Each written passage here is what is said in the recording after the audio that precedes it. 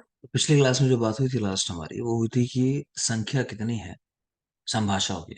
तो टोटल 7 संभाषाएं हुई हैं चरक संहिता के अंदर, जहां सूत्र स्थान में 4 हुई हैं, शारीर में 2 और सिद्धि स्थान में 1। सूत्र की 4 1 12 25 26 के अंदर, शारीर की 2 3 और 6, और सिद्धि में 1 चैप्टर नंबर 11 के अंदर। ये आप याद रखेंगे कहाँ कहाँ हुई है। प्लस जो सूत्र स्थान की 4 है ना, उनमें हो सकता है कि इस तरह भी पूछ ले कि चैप्टर के नाम के साथ, कि इनमें से किस अध्याय में संभाषा हुई है, ऐसा करके। तो आपको चैप्टर्स के नाम याद होने चाहिए। अभी आगे नोट्स के अंदर आप देखोगे तो वहां लिखे हुए हैं नाम 30 चैप्टर्स के, तो वो याद होने चाहिए बिल्कुल। मैंने जो पहले भी कहा होगा, सूत्र, शारीर और चिकित्सा, तीनों के जो चैप्टर्स हैं उनके नाम आपको याद होने जरूरी बात है। अच्छा, यहाँ सिद्धि 1 में जो संभाषा है, इसके बारे में बात, माफ करें, सिद्धि 11 में जो संभाषा है, एक संभाषा, इसके बारे में हमारी बात हुई थी कि यह संभाषा दृढ़ बल के द्वारा बताई हुई है स्पेशली, क्योंकि चरक में चैप्टर नहीं था। ठीक है। इसके अलावा इस चैप्टर में एक और जरूरी बात है, लिखना चाहो तो लिख सकते हो। लिखो, 4 सदा आतुर का उल्लेख। 4 सदा आतुर, मतलब है 4 ऐसे लोग बताए गए कि इनको हमेशा ही व्याधियां रहती हैं। इसी चैप्टर के अंदर बताए गए हैं, उनके नाम लिख सकते हो। लिखो, श्रोत्रिय। श्रोत्रिय मतलब स्टूडेंट जो होते हैं, जो पढ़ रहे होते हैं। राजसेवक। राजसेवक। वैश्य।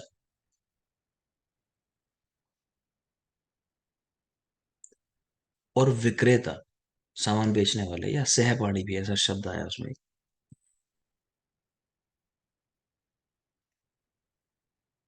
इन चारों को सदा आतुर कहा गया कि ये हमेशा बीमार ही रहते हैं। इनकी बीमारी का कारण भी बताया हुआ है, वो भी लिख लो। उसका रीजन दिया हुआ है कि वेगों को धारण करना, कि ये लोग जो है वेग रोकते हैं। आगे चल के हम देखेंगे सूत्र स्थान में एक चैप्टर है पूरा, न वेगान धारणे अध्याय। तो वहां यही बात है कि वेगों को धारण करने से बीमार हो जाते हैं। तो ये चारों लोग जो है हमेशा अपने वेगों को धारण करते हैं, इसलिए बीमार अधिक रहते हैं। नेक्स्ट चलिए, चरक संहिता में 4 सूत्र आए हैं। गुरु सूत्र, शिष्य सूत्र, प्रतिसंस्कृता के सूत्र और एकय सूत्र। ठीक है। सूत्र का मतलब कि स्टेटमेंट जो है वो 4 लोगों के देखने को मिलता है, कि गुरु जी कुछ बात कह रहे हैं, शिष्य अपनी कोई बात कह रहे हैं, है ना, प्रतिसंस्कर्ता ने अपनी कोई बात कही, और कुछ एकय सूत्र है, किसी एक आचार्य का मत लिखा हुआ है। कि कहीं जैसे कह दिया कि आचार्य, मान लो कि भेल के अनुसार कि शरीर का ये अंग पहले उत्पन्न होता है, या कृतवीर्य का कह दिया हृदय पहले उत्पन्न होता है, तो वो किसी एक आचार्य का मत है। तो इस तरह 4 प्रकार के सूत्र मिलते हैं, गुरु, शिष्य, प्रतिसंस्कृत और एकय सूत्र। इन पर सवाल भी आता है, ये किसका सूत्र है, मतलब किसने कहा ये। तो वो आगे कुछ एग्जाम्पल लिखे हुए हैं, हमारे वन वन स्टेटमेंट है। तो वो ही पूछे गए हैं एग्जाम में, वो ही पूछे जाते हैं, अगर कभी पूछे जाते हैं तो हम उनको याद करेंगे। चरक संहिता सैद्धांतिक पक्ष सांख्य और योग दर्शन से, और व्यवहारिक पक्ष न्याय और वैशेषिक दर्शन से लिया गया। ठीक है। तो सैद्धांतिक पक्ष सांख्य और योग से, तो इस तरह याद कर सकते हो कि सिद्धांत क्या है, कि संख्याओं का योग कर दो, संख्याओं को जोड़ दो। ठीक है। और व्यवहारिक पक्ष न्याय और वैशेषिक दर्शन से लिया गया, तो ऐसे याद रख सकते हो कि हमें व्यवहार में क्या करना चाहिए, कि विशेष रूप से न्याय करना चाहिए, कि हमें कहीं भी मतलब बेईमानी नहीं करनी है, हमें सही रास्ते पर चलना है। तो व्यवहार में न्याय के ऊपर हमारा विशेष जोर होना चाहिए, याद रखेंगे। आगे चलिए, चरक संहिता का स्वरूप उपनिषद कालीन प्रतीत होता है। मतलब कि चरक संहिता जब लिखी गई, तो ये लगभग वो ही टाइम है जब उपनिषद लिखे गए। उपनिषद क्या है? जैसे जो हमारे वेद है ना मेन, तो कह लो कि उन वेदों से उनका जो सार है, समझ लो, तो वो लिख दिया गया उपनिषदों के अंदर, या कहीं ना कहीं उनसे इंस्पायर्ड होकर कुछ ग्रंथ लिखे गए, उनको उपनिषद बोलते हैं। इनका टाइम लगभग वही है जब वेद लिखे गए हैं। इनको वेदांत भी कहा जाता है, वेदों का अंतिम भाग, मतलब लिख सकते हो चाहे तो वेदांत। इनको वेदांत भी कहते हैं, उपनिषदों को।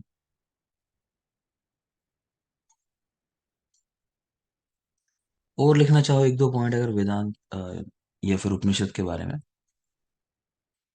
तो वो भी लिख सकते हो। लिखोगे? मुख्य उपनिषद।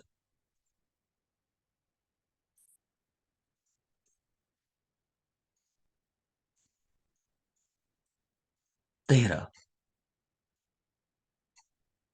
13।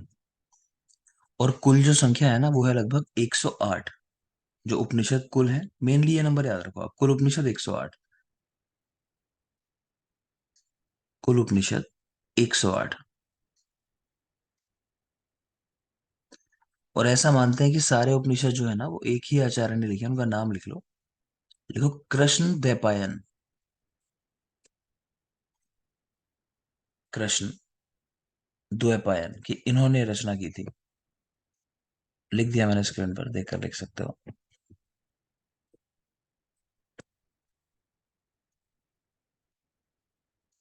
ठीक है, आगे चलते हैं।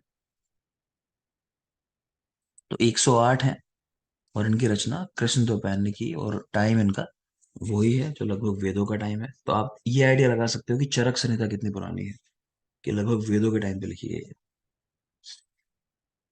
नेक्स्ट है कि इसमें 12,000 श्लोक देखने को मिलते हैं, जिसमें से आज की डेट में 9,498 ही अवेलेबल है, कहने की बाकी जो है कालक्रम में लुप्त हो गए। 12,000 श्लोक।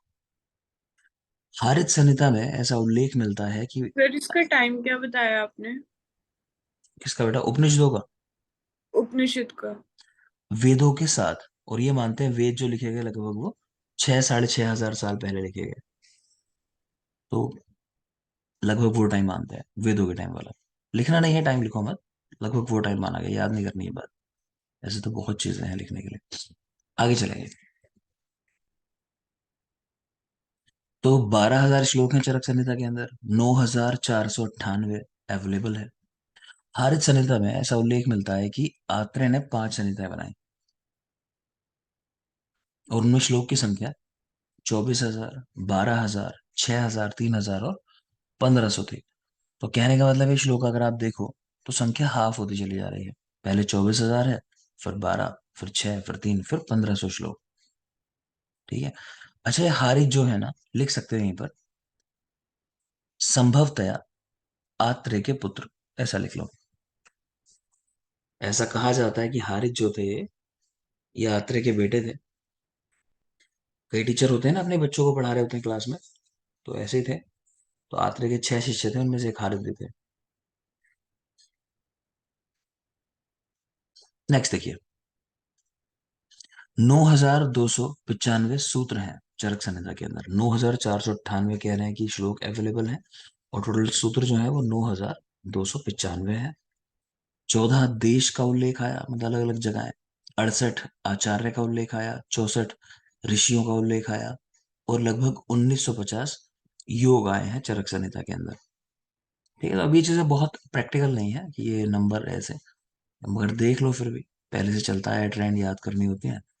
तो 14 देश है, आचार्य 68 हैं, और ऋषि 64 हैं। ठीक। आगे देखेंगे। 1950 योग, ये ज्यादा जरूरी बात है। यानी कुल औषधि योग जो है वो कितने हैं? लगभग 1950।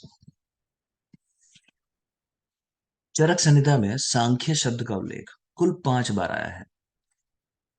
यही सामने चाहो तो लिख सकते हो, प्राचीनतम दर्शन कौन सा है, ऐसा प्राचीनतम दर्शन। तो लिख लो सांख्य, बाय महर्षि कपिल। तो महर्षि कपिल का दिया हुआ दर्शन है सांख्य दर्शन। इसको प्राचीनतम दर्शन कहा गया है, इस पे सवाल आ चुका है।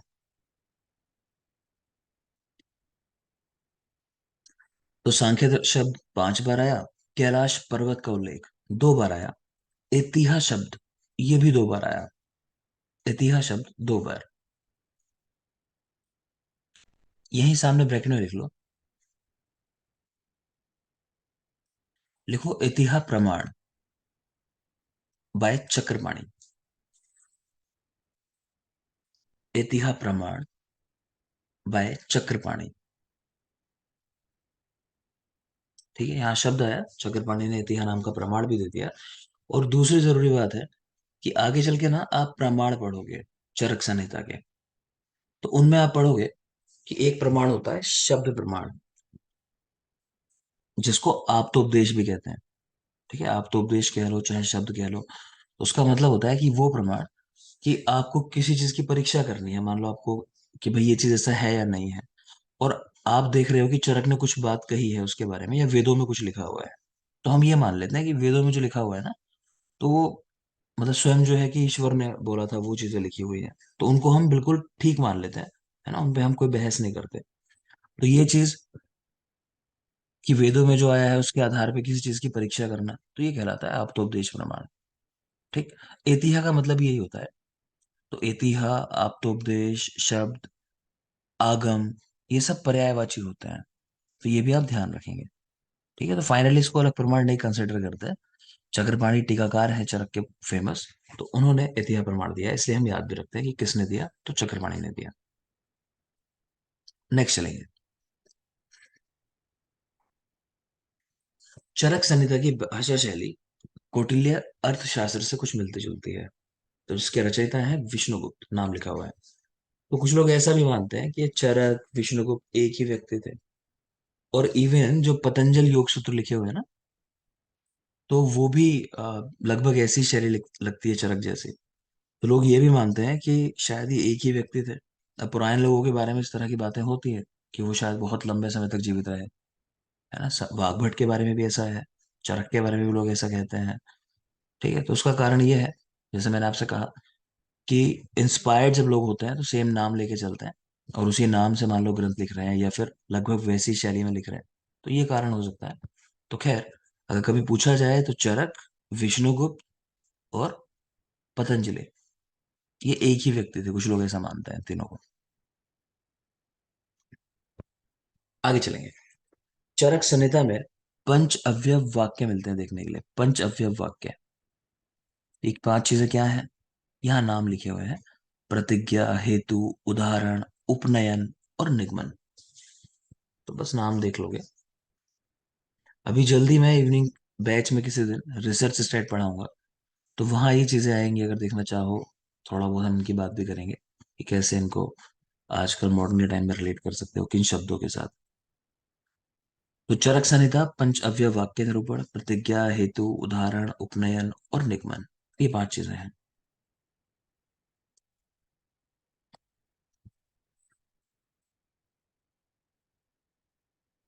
कह रहे हैं कि ये जो पंचव्य वाक्य लिखे हैं ये किस दर्शन से लिए गए, तो न्याय दर्शन से लिए गए। पंच अवयव वाक्य न्याय दर्शन से लिए गए, क्योंकि दर्शनों का बहुत प्रभाव है चरक संहिता के ऊपर। इसी तरह षड पदार्थ निरूपण, छह पदार्थ दिए गए। तो कौन से हैं छह पदार्थ, यहाँ नाम लिखे हुए हैं: सामान्य, विशेष, गुण, ये द्रव्य है बेटा, ठीक कर लेना, द्रव्य।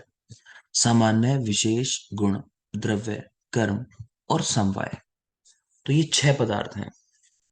वैशेषिक दर्शन के अनुसार ये लिए गए हैं, वैशेषिक दर्शन के अनुसार।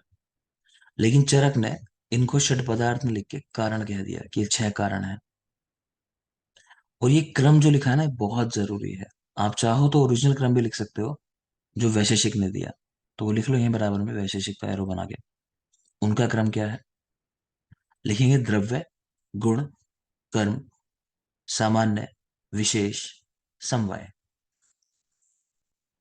द्रव्य, गुण, कर्म, सामान्य, विशेष, समवाय। फिर बोल रहा हूँ: द्रव्य, गुण, कर्म, सामान्य, विशेष और समवाय। तो ये जो क्रम है ये ओरिजिनल है वैशेषिक का, और यहाँ जो आप देख रहे हो ये चरक का क्रम है। इन्होंने इनको कारण कह दिया, और छह कारण है: सामान्य, विशेष, गुण, द्रव्य, कर्म, समवाय। क्रम ध्यान रखोगे, सवाल आ चुका है। चरक संहिता गद्य और पद्य मिश्रित है, यानी कहीं तो ऐसा है कि राइमिंग मिलेगी आपको, पद्य फॉर्म में मिलेंगी चीजें, और कहीं कहीं नहीं मिलेंगी उस फॉर्म में, सिर्फ स्टेटमेंट लिखे होंगे।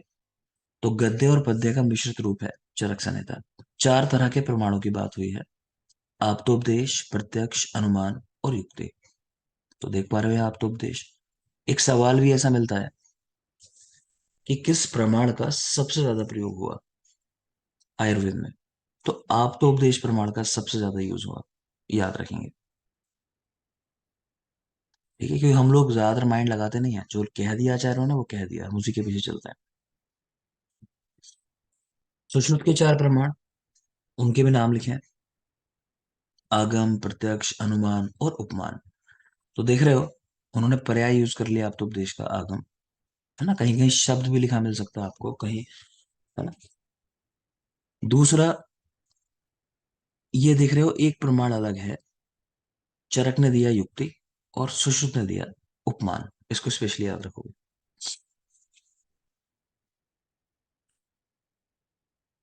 दो शब्द हैं ये, जेनताक और खुड्डाक। ये दोनों शब्द बौद्ध दर्शन से लिए गए हैं। चरक संहिता में एक जेनताक शब्द मिलता है, ये स्वेदन का एक प्रकार है, हेमंत ऋतु में कराया जाने वाला स्वेदन है, बहुत जरूरी है, इसके बारे में पढ़ेंगे हम विस्तार से आगे।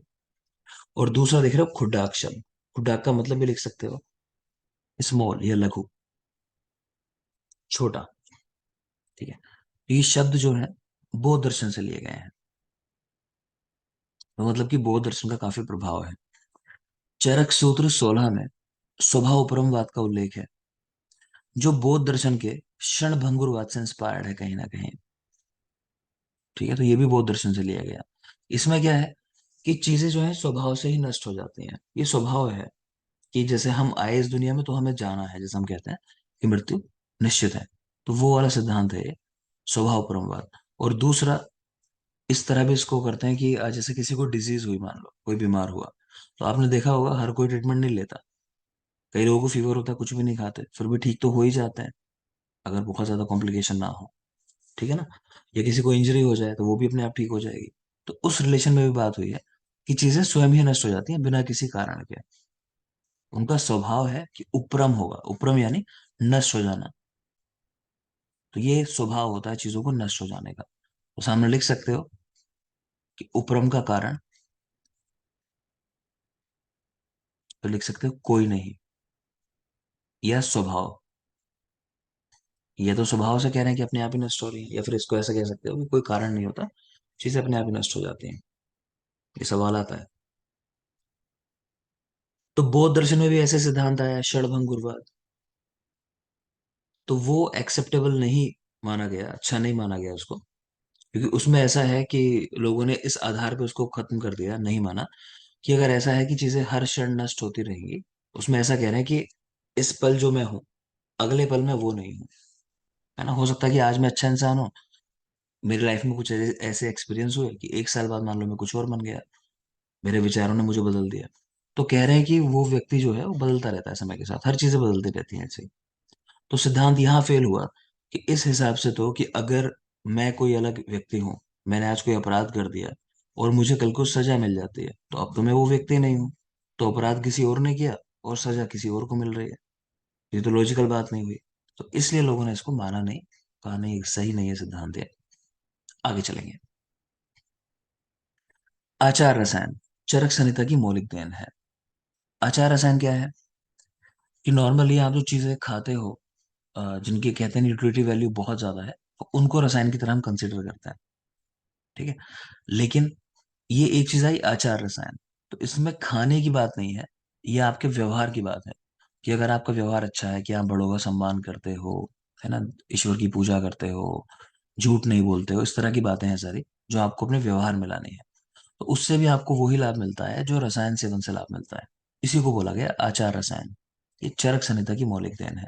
यही ब्रैकेट में लिख सकते हो कि वैसे तो सारी चीजें यहाँ व्यवहार वाली हैं, लेकिन दो चीजें ऐसी आई हैं जो खाने के लिए बताई गई हैं, तो उनके नाम लिख सकते हो, शीर और सर्पी, दूध और घृत।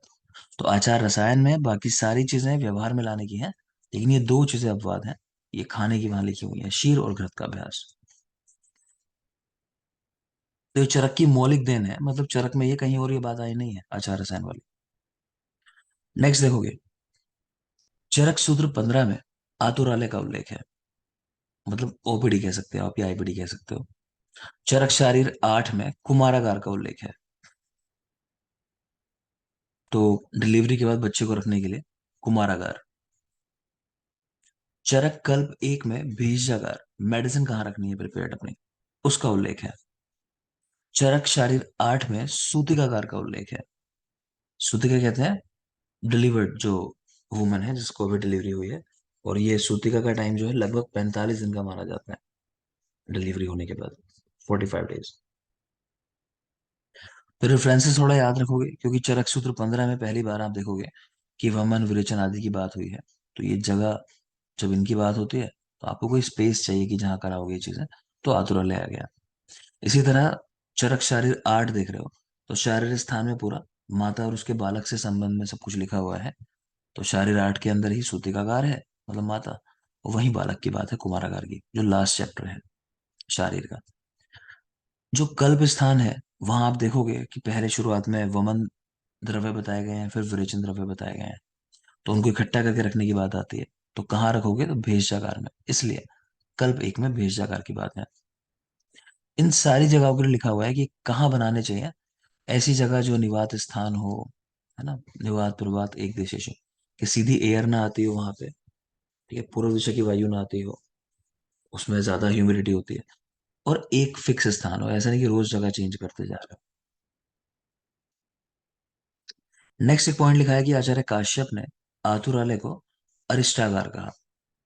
ठीक, तो आतुरालय शब्द जो है इसकी जगह उन्होंने अरिष्टागार शब्द यूज किया। आचार्य सुश्रुत ने सूतिकागार को अरिष्टम या अरिष्टागार कहा। तो इस पे भी सवाल आ चुका है। तो आतुरालय को कहा काश्यप ने अरिष्टागार, और सा से सुश्रुत, सा से सूतिकागार, सुश्रुत ने सूतिकागार को अरिष्टम या अरिष्टागार कहा। तो ये भी हमारी एक ट्रिक है कि सुश्रुत की ज्यादातर चीजों के जवाब जो हैं वो सा से स्टार्ट होते हैं। तो ये माइंड में हल्का सा रखना, इस चीज को आगे हम रिलेट करेंगे। तो सुश्रुत सूतिकागार को अरिष्टम या अरिष्टागार कहा। नेक्स्ट है विष्णु सहस्त्र नाम पाठ, विषम ज्वर की शांति के लिए। कि किसी को विषम ज्वर अगर हो जाए तो उसकी शांति विष्णु सहस्त्र नाम पाठ से हो जाती है। तो इसके लिए कहा गया कि ये सर्व ज्वर नाशक है, सभी ज्वरों को भी नष्ट कर देता है विष्णु सहस्त्र नाम पाठ। ओरिजिनली ये सभी ज्वर में ही लिखा है, आप बुक देखोगे तो। लेकिन जो क्वेश्चन मिलता आया है पहले से एग्जाम में वो ये आया है कि विषम ज्वर में करते हैं विष्णु सहस्त्र नाम पाठ, वो ऑप्शन ही नहीं देता सर्व ज्वर का।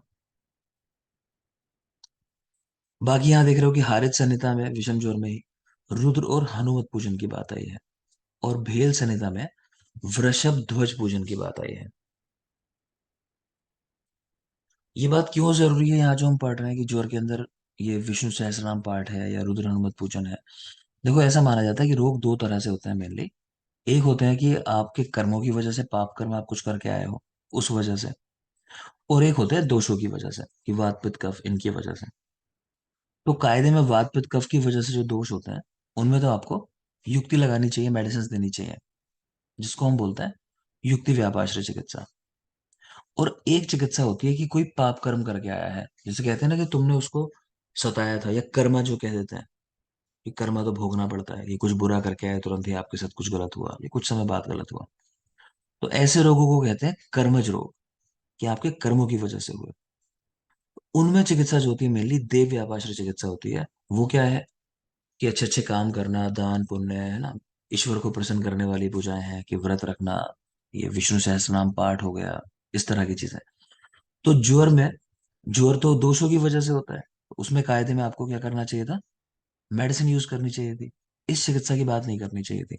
लेकिन ऐसा है कि बहुत सारे दोषज रोग हैं जहां चिकित्सा इस तरह की आई है दिव्य आपाश्रय, तो उनमें ये उदाहरण है। तो आपको स्पेशली याद रखना है कि ज्वर वैसे दोषज रोग है, लेकिन चिकित्सा देख पा रहे हो दिव्य आपाश्रय चिकित्सा है ना, ऐसी की जो कर्मज रोगों में की जाती है। आगे चलेंगे। चरक विमान आठ, बहुत जरूरी चैप्टर है। वहां पे कह रहे हैं कि दशविध परीक्षा भाव बताए गए, दशविध आतुर परीक्षा बताई गई। तो ये भी चरक की मौलिक देन है, ये भी कहीं और नहीं देखने को मिलता। षड्विध परीक्षा आचार्य सुश्रुत ने बताई है, 6 परीक्षाएं। तो ये 6 परीक्षाएं क्या है, कि आपकी इंद्रियों द्वारा 5 परीक्षाएं, जो ज्ञान इंद्रियां हैं उनसे 5 परीक्षाएं कह रहे हैं, और एक होता है प्रश्न करना, इतिवृत्त या हिस्ट्री लेना पेशेंट की, जैसे, है ना। तो स्पेशल बात क्या है वो लिख सकते हो सामने, लिखो रसनेन्द्रिय द्वारा परीक्षा आचार्य सुश्रुत ने बताई। जनरली रसनेन्द्रिय का उल्लेख नहीं है परीक्षाओं में, लेकिन सुश्रुत ने उल्लेख किया। कि आपको ये भी देखना है, पेशेंट से पूछना है, जैसे प्रमेह का रोगी है, कि आपके मुख का टेस्ट कैसा रहता है, तो बताएगा कि मधुर रहता है।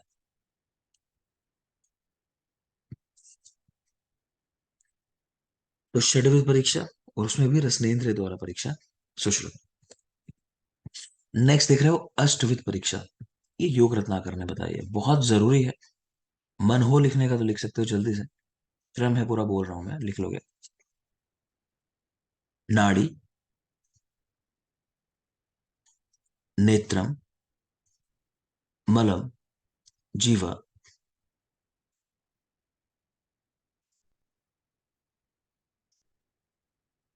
शब्द, स्पर्श, द्रग, आकृति। नाड़ी, मूत्रम, मलम, जीवा, शब्द, स्पर्श, द्रग, द्रग यानी दृष्टि, आकृति। तो ये 8 है, बिल्कुल याद रखनी है। सबसे जरूरी बात जो इसके अंदर है वो ये है कि नाड़ी परीक्षा का उल्लेख किसने किया है, तो योग रत्नाकर ने किया। नाड़ी परीक्षा में योग रत्नाकर, ये स्पेशली याद रखोगे। नेक्स्ट चलेंगे, आचार्य वाग्भट, त्रिविध परीक्षा दी, दर्शन, स्पर्शन और प्रश्न। यहीं पे आप लिख लो ओब्लिक करके, भाव प्रकाश। तो वाग्भट भाव प्रकाश दोनों ने दी त्रिविध परीक्षा। इसका क्रम हम याद रखते हैं, DSP, डी से दर्शन, एस से स्पर्शन और पी से प्रश्न, DSP। ठीक है, तो वाग्भट भाव प्रकाश ये DSP रहे होंगे पुलिस के अंदर, पुलिस विभाग में। तो DSP दर्शन स्पर्शन प्रश्न याद रखना, क्रम पे सवाल आते हैं क्योंकि। चरक चिकित्सा 25, वहां भी व्रण की त्रिविध परीक्षा बताई गई है।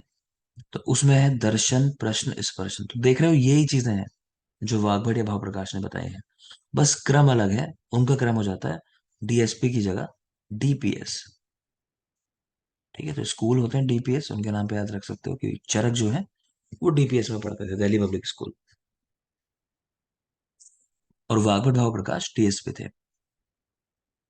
नेक्स्ट लिखिए, चरक और वाग्भट की तंत्र युक्तियों की संख्या 36 है। सुश्रुत और कौटिल्य की तंत्र युक्तियां 32 हैं। भट्टार हरिश्चंद्र 40 और भाव प्रकाश 42। ये नंबर आपको याद रखने हैं। चरक और वाग्भट है वो गलती से जीरो बनाने की जगह ऐसा बन गया है कि ठीक कर लेना। चरक वाग्भट 36, सुश्रुत कौटिल्य 32, भट्टा हरिश्चंद्र 40, भाव प्रकाश 42। तो तंत्र युक्तियां क्या होती हैं, तो ये टूल्स हैं, किसी ग्रंथ को इजीली आप पढ़ सको। मतलब पहले ही कुछ चीजें एक्सप्लेन कर दी हैं कि भाई ये चीज है, कि परिप्रश्न है वो क्या होता है, तो कुछ चीजों का आपको मतलब पहले ही बता दिया है ना, कुछ हिंट दे दिया आपको कि ग्रंथ में ऐसा है तो उसका क्या मतलब है। तो उनको बोलते हैं टूल्स टू अंडरस्टैंड ग्रंथ। तो उनकी अगर जानकारी हो तो ग्रंथ को पढ़ना आसान हो जाता है। तो चरक वाग्भट में ऐसी 36 तंत्र युक्तियां दी हुई हैं। सुश्रुत और कौटिल्य में 32 है। ध्यान रखना, चरक का सामंजस्य हमने कौटिल्य के साथ देखा था, लेकिन तंत्र युक्तियां अलग अलग हैं। चरक की 36 है, कौटिल्य की 32 है, सुश्रुत के साथ है वो संख्या में। भट्टार हरिश्चंद्र 40 और भाव प्रकाश सबसे ज्यादा 42, 42। चरक संहिता में 10 प्राणायतन का उल्लेख है। तो प्राणायतन की संख्या 10, यानी 10 ऐसी जगह जहां प्राण रहते हैं मेनली। गर्भ की परम आयु 100 वर्ष बताई गई। तो जैसे कलयुग में हमारा टाइम जो 100 ईयर से है, तो गर्भ भी 100 वर्ष तक ही जीवित रहेगा मैक्सिमम टाइम उसका। चरक संहिता मौलिक सिद्धांत और काय चिकित्सा का उपजीव्य ग्रंथ है। ठीक है, कुछ पहले बेसिक प्रिंसिपल बताया गया कि भाई पंच महाभूत क्या है, त्रिदोष क्या है, फिर उसके बाद मेनली काय चिकित्सा का उल्लेख है। चरक संहिता में 108 प्रकार की वेदनाओं का उल्लेख है। तो जितने मैंने आपको अभी वेदांत बताया, उतने ही प्रकार की वेदना होती है। चरक ने वेदना का उल्लेख किया, सिर्फ नंबर, बाकी कोई डिस्क्रिप्शन नहीं है। चरक सूत्र 4 में द्रव्यों का कर्मात्मक वर्गीकरण है, जहां 50 महाकषाय का उल्लेख किया। तो क्या है थोड़ा समझ लोगे। देखो चरक सूत्र 4 के अंदर ना द्रव्यों के कर्म के आधार पे, कि भाई जैसे ये लेखन द्रव्य है ना, या फिर ये छर्दी निग्रहण द्रव्य है, छर्दी को रोकने वाले, तो वो द्रव्य एक साथ इकट्ठा करके लिख दिए तो 10 ही लिखे हैं। आप देखो ग्रुप जो बनाए ना उन्होंने 10-10 के बनाए, कि भाई ये 10 द्रव्य जो है लेखन का काम करते हैं मान लो। ठीक। अब उस ग्रुप का नाम इन्होंने रख दिया महाकषाय। उसको महाकषाय कहा गया। और जो भी फंक्शन है उसके आधार पे महाकषाय हो गया। कि लेखन करने वाले 10 द्रव्य तो लेखनीय महाकषाय। ठीक है। कहीं मान लो कि विरेचन कराने वाले 10 हैं, या हेल्प करने वाले विरेचन, तो विरेचनोपक महाकषाय 10 हो गए। क्लियर है कि 10 द्रव्य हो गए उस महाकषाय के अंदर। तो टोटल ना ऐसे 50 ग्रुप बनाए उन्होंने। तो उन 50 ग्रुप को हमने महाकषाय कहा, तो कुल 50 महाकषाय का उल्लेख। प्रत्येक महाकषाय में द्रव्यों की संख्या 10। तो यह है द्रव्यों का कर्मात्मक वर्गीकरण, उनके कर्म के आधार पर डिवीजन। जबकि चरक सूत्र 27 में द्रव्यों का रचनात्मक वर्गीकरण है। तो वहां उनकी आकृति के आधार पर डिवीजन है। कि भाई ये सब जो है ये हरी सब्जियां हैं, ये शाक हैं। ठीक है। कि ये सब चीजें वो हैं जो उबाल के बनाई जा रही हैं खाने के लिए। तो इस तरह से डिवीजन है पूरा। तो वहां आहार द्रव्यों के 12 वर्ग बताए। ध्यान रखेंगे। तो चरक सूत्र 27 में रचनात्मक वर्गीकरण है, और चरक सूत्र 4 में कर्मात्मक वर्गीकरण है। चरक शारीर 1, वहां कुल 23 प्रश्न पूछे गए। चरक शारीर 2, 36 प्रश्न पूछे गए। तो पूरी चरक संहिता ऐसी लिखी हुई है कि शिष्य का सवाल है और गुरु का जवाब है। ठीक है। वो सामने से कुछ नहीं बोलते। स्टूडेंट जब कुछ पूछता है तो उनका फिर आंसर आता है कि अच्छा ये सवाल तुम्हारा, तो ये जवाब। तो ये लिखा हुआ है। शारीरिक में कुल 23 प्रश्न है और शारीरिक 2 में 36। चरक क्लब की स्थापना 1898 में न्यूयॉर्क सिटी में हुई। सामने लिख सकते हो किसने की। तो नाम है प्रोफेसर ओसलर। लिख लेंगे प्रोफेसर ओसलर ने।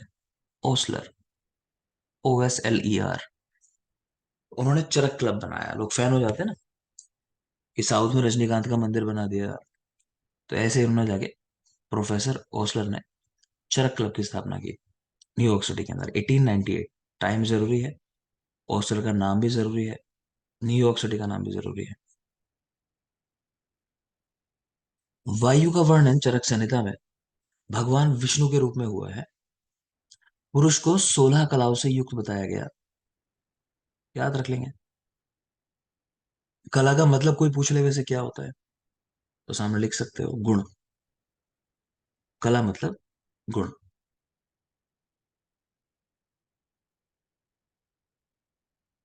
गुण के आगे एक और बात लिख सकते हो, ग्रहण करने में कारण। कि गुण की वजह से हम किसी चीज को ग्रहण करते हैं। ये सवाल आ चुका है कि ग्रहण करने में क्या कारण है चीजों को। तो गुण, कि कोई गुण होता है तभी हम उसको ग्रहण करते हैं, हमारे काम की कोई चीज है तो।